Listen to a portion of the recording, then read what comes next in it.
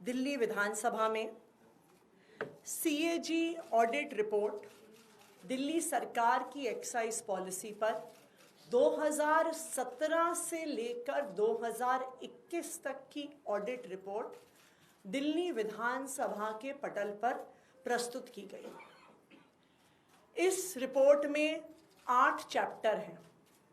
उस 8 चैप्टर में से पहले 7 चैप्टर 2017 से 2021 के दौरान जो दिल्ली की ओल्ड एक्साइज पॉलिसी थी उसकी ऑडिट रिपोर्ट है।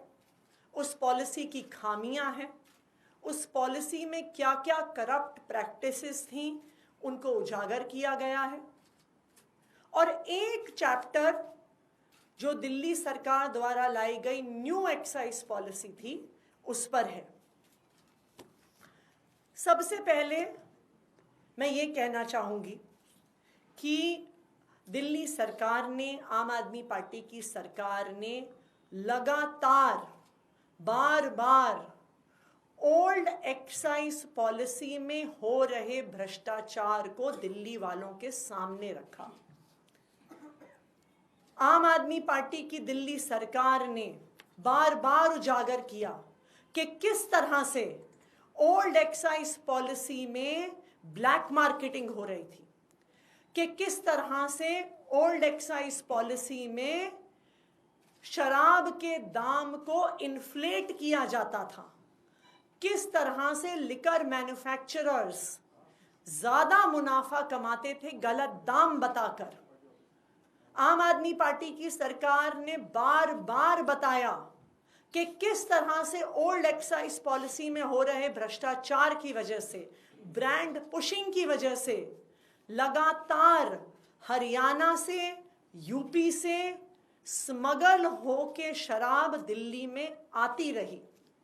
और आज आम आदमी पार्टी सरकार की इस बात पर सीएजी की इस रिपोर्ट ने मोहर लगा दी है कि ओल्ड एक्साइज पॉलिसी जो 2017 से 2021 तक चली उसमें हर प्रकार का भ्रष्टाचार हुआ। क्या कहती है ये सीएजी रिपोर्ट? ये सीएजी रिपोर्ट बताती है कि भ्रष्टाचार 2 तरीके से हो रहा था, कि कितनी शराब बेची जा रही थी उसमें भ्रष्टाचार था, क्योंकि जो पैसा सरकार के पास आता था वो हर बॉटल के हिसाब से आता था।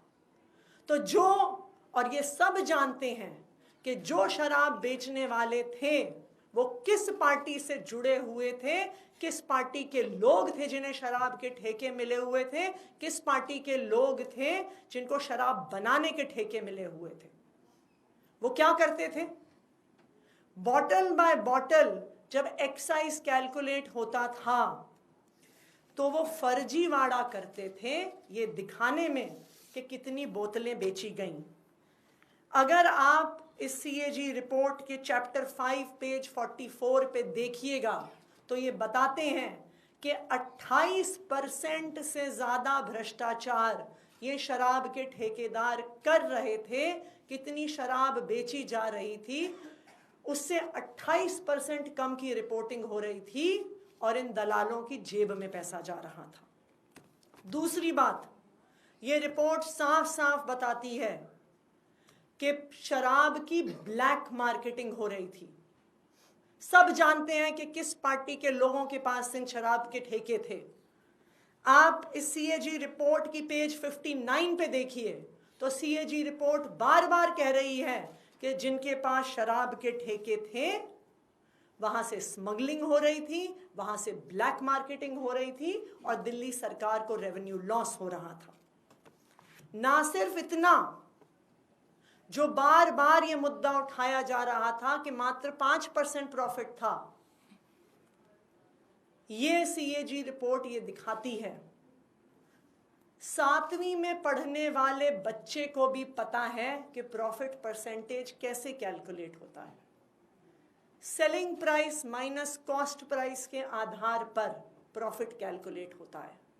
लेकिन इन शराब के ठेकेदारों ने गलत तरीके से कॉस्ट प्राइस को कैलकुलेट किया और 5% के नाम पर करोड़ों रुपए का मुनाफा कमाया। चैप्टर 6 पेज 58 ये सीएजी रिपोर्ट दिखा रही है कि किस तरह से गलत दाम दिखा कर देश भर से ज्यादा कॉस्ट प्राइस दिखाकर शराब के ठेकेदारों ने गलत तरीके से मुनाफा कमाया। ये सीएजी रिपोर्ट उसी बात को दोहरा रही है जो आम आदमी पार्टी की सरकार ने बार बार कहा कि ओल्ड एक्साइज पॉलिसी से दिल्ली के सरकारी खजाने को, एक्सचेकर को लॉस हो रहा है। ना सिर्फ इतना, इस पॉलिसी की वजह से लगातार स्मगलिंग होके दारू, शराब दिल्ली में आ रही थी। कहां से आ रही थी? उत्तर प्रदेश से आ रही थी, हरियाणा से आ रही थी।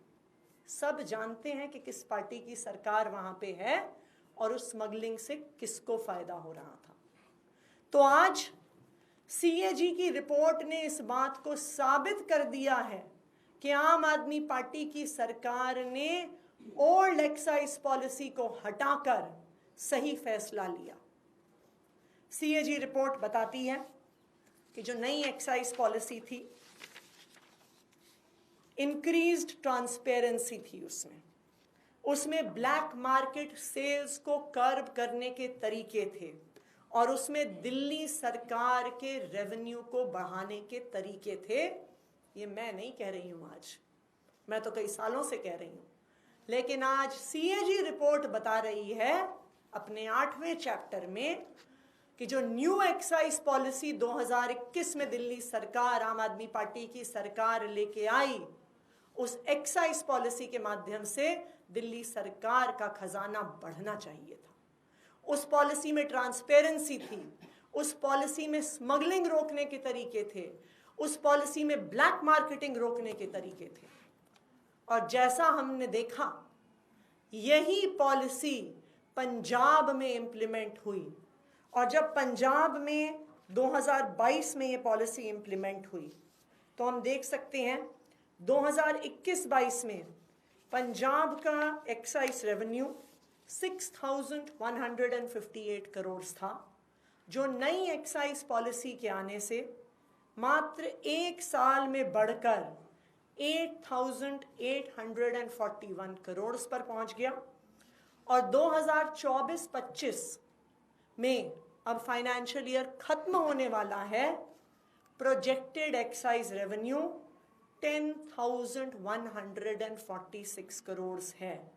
यानी 2021 से 2025 में इस न्यू एक्साइज पॉलिसी से, जो ट्रांसपेरेंट है, जो स्मगलिंग रोकती है, जो ब्लैक मार्केटिंग रोकती है, उसमें पंजाब में 65% इंक्रीज इन रेवेन्यू हुआ है।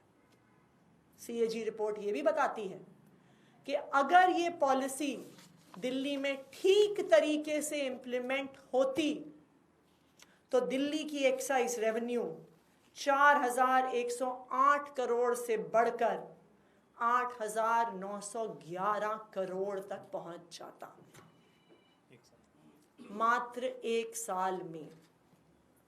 तो अब जो सवाल दिल्ली वालों के सामने है, अब जो सवाल देश के सामने है कि एक खराब पॉलिसी हटाकर एक अच्छी पॉलिसी लाई गई, एक ट्रांसपेरेंट पॉलिसी लाई गई, लेकिन उस पॉलिसी का ठीक से इम्प्लीमेंटेशन नहीं हुआ तो वो 8,900 करोड़ तक सरकार का खजाना नहीं पहुंच पाया, 2,000 करोड़ कम रह गया।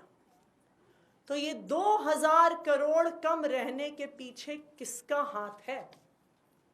किसने रोकी इस पॉलिसी की इम्प्लीमेंटेशन? किसने ये 2,000 करोड़ का सरकारी खजाना बढ़ने से रोका? इस सीएजी रिपोर्ट के आधार पर उस पर इन्वेस्टिगेशन होना जरूरी है और मैं उम्मीद करती हूं कि उस पर इन्वेस्टिगेशन होगा, क्योंकि ये इम्प्लीमेंटेशन रोकने के पीछे 3 लोग जिम्मेदार हैं। सबसे पहले भारतीय जनता पार्टी के लेफ्टिनेंट गवर्नर सबसे पहले कसूरवार, जिन्होंने न्यू एक्साइज पॉलिसी इंप्लीमेंट नहीं होने दी, बीच में रोड़े अटकाए, उस